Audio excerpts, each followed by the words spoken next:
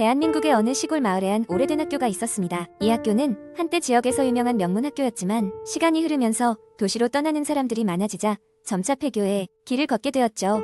결국 학생 수가 급감하여 몇 년 전 문을 닫고 폐허가 된 상태로 방치되고 있습니다. 이 학교에 얽힌 이야기들은 많지만 그 중에서도 가장 유명한 것이 바로 끝나지 않는 계단, 괴담입니다. 이 이야기는 마을 사람들 사이에서 오랫동안 전해져 내려오며 호기심 많은 젊은이들에게 끊임없이 도전 정신을 불러일으켰습니다. 전설에 의하면 학교의 3층 건물에 위치한 뒷계단은 밤 12시가 되면 끝이 없어지며 계속해서 올라갈 수 있다고 합니다. 한 걸음씩 올라갈 때마다 마치 다른 세계로 들어가는 듯한 기분이 들며 올라가면 올라갈수록 발걸음이 무거워지고 등 뒤에서는 알 수 없는 싸늘한 시선이 느껴진다고 전해집니다. 몇 년 전 이 학교를 직접 탐험해보겠다고 나선 5명의 대학생들이 있었습니다. 그들은 인터넷에서 이 이야기를 접하고 나서 직접 그 기묘한 경험을 해보고자 늦은 밤 학교를 찾았습니다. 그들이 그곳에 도착한 것은 반짝이는 별빛이 어슴푸레하게 학교 건물을 비추던 시간이었습니다.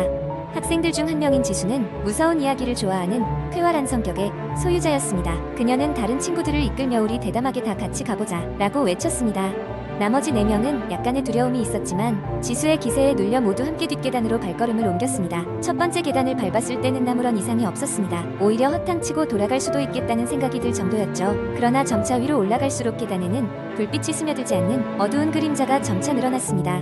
눈에 보이는 주변 환경은 이전과 같았지만 이상하게도 모두의 가슴은 점점 더 뛰고 있었습니다. 10번, 20번, 30번 계단을 오르고 나서부터 그들의 기운은 차츰 빠지기 시작했습니다. 무엇보다도 의문스러운 것은 분명 평범한 5번 걸어 올라간 것 같은데 여전히 3층에 도달하지 않았다는 사실이었습니다. 각자의 손전등, 불빛마저 밝기가 약해지는 가운데 그들은 결코 올라간 만큼의 길이 이어질 리 없는 이 끝없는 계단 속에서 자신들이 길을 잃었다는 사실을 직감했습니다. 지수는 이 상황 자체가 이미 괴담이 실제한다는 증거일지도 모른다고 생각하며 조심스레 입을 열었습니다. 여기서 더 나아가는 건 위험할 것 같아.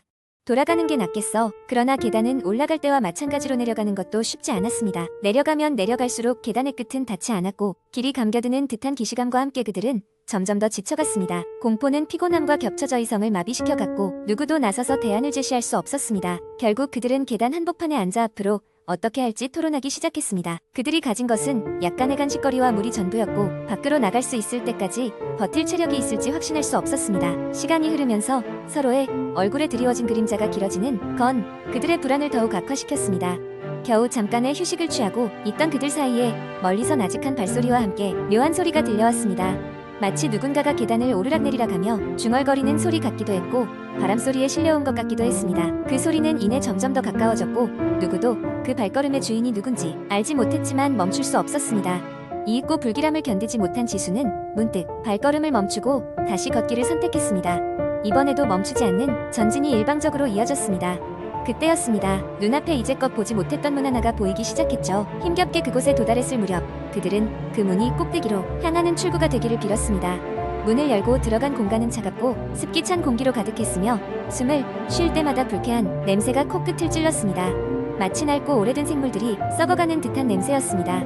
그들의 눈앞에는 그야말로 그림자 외에는 아무것도 존재하지 않는 공허한 복도가 이어졌고 잔뜩 지친 그들은 이제 나아갈 용기도 돌아갈 힘도 모두 잃은 듯 보였습니다. 하지만 그렇게 포기하려는 순간 갑자기 밖에서 밝은 햇살이 그 공간을 환하게 비추었습니다.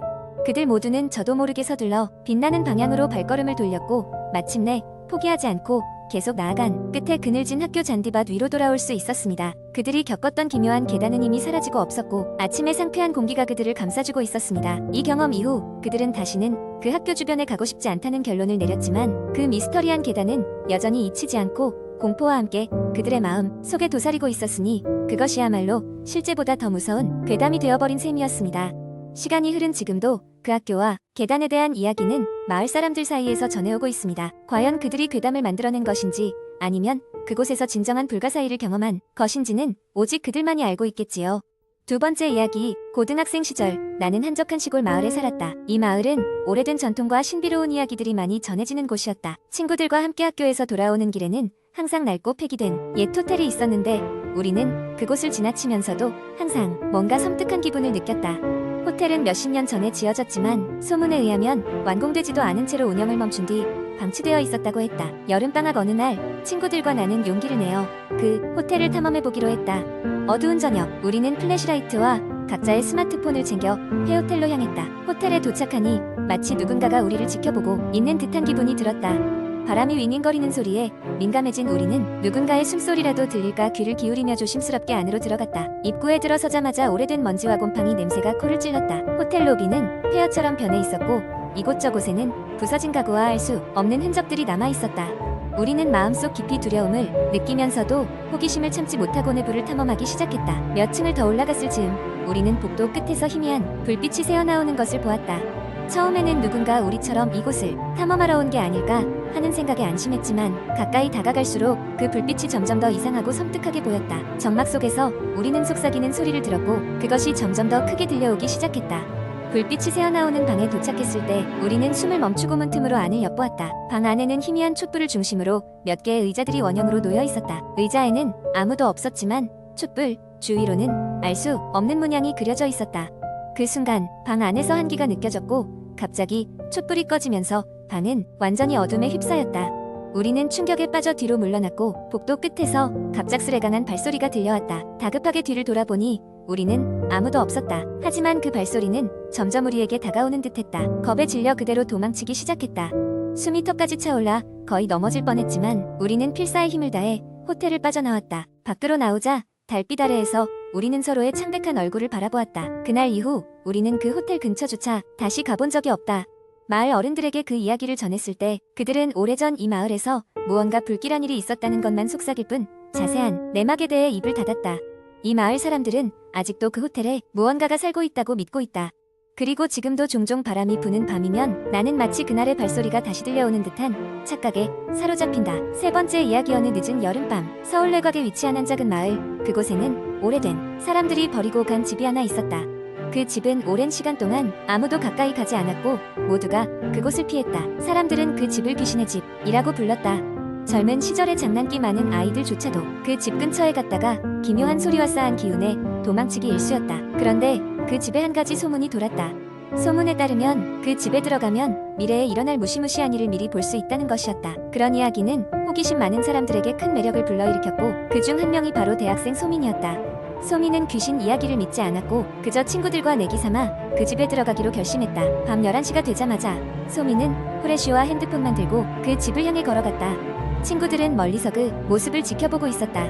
그 집 문 앞에 서니 쌓인 먼지와 거미줄이 영락없이 오랜 시간 사람의 손길이 닿지 않았음을 증명하고 있었다. 문은 망가져서 소리가 나지 않고 쉽게 열렸다. 안으로 들어가자 습기와 썩은 냄새가 코를 찔렀다.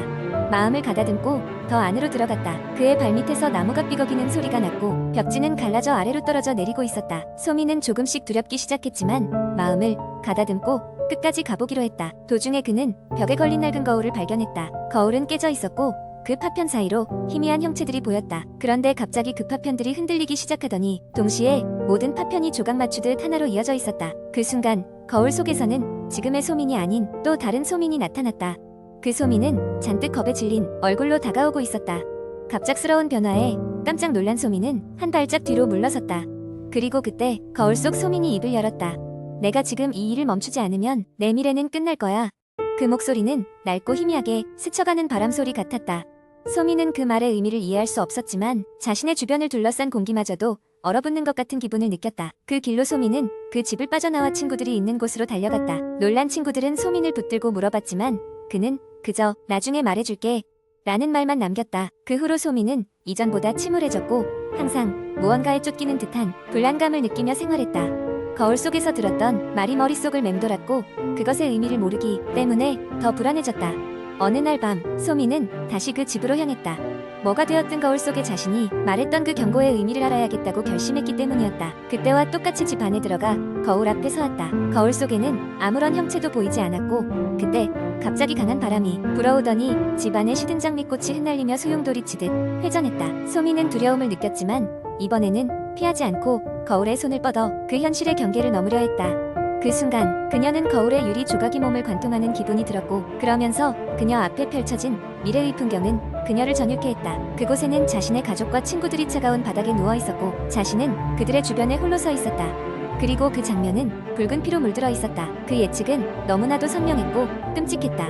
소민은 뒤로 물러서며 눈을 질끈 감고 현실로 돌아왔다. 그 길로 다시는 그 집에 가지 않았고 그날 이후로 그는 항상 자신의 행동과 말에 조심했다. 이 경험은 그의 삶을 영원히 바꿨다. 만약 정말로 어떤 경고를 무시하고 살았다면 그 미래는 자신을 엄습해올지 모른다고 그는 믿게 되었다. 시간이 흐르면서 소미는 간신히 그날 본 미래의 장면들을 마음속에서 희미하게 밀어낼 수 있었지만 그때의 공포는 끝내 그를 떠나지 않았다. 매일 밤 꿈속에서 다시 찾아오는 그 장면을 피할 수 없었다. 소문으로 시작된 작은 호기심은 그의 삶을 완전히 송두리째 변경시켰고 이제 그는 다시는 그 귀신의 집에 대해 말하지 않았다. 그 집은 여전히 그 마을에 우뚝 서 있었지만 그 누구도 다시는 그곳에 가까이 가지 않았다.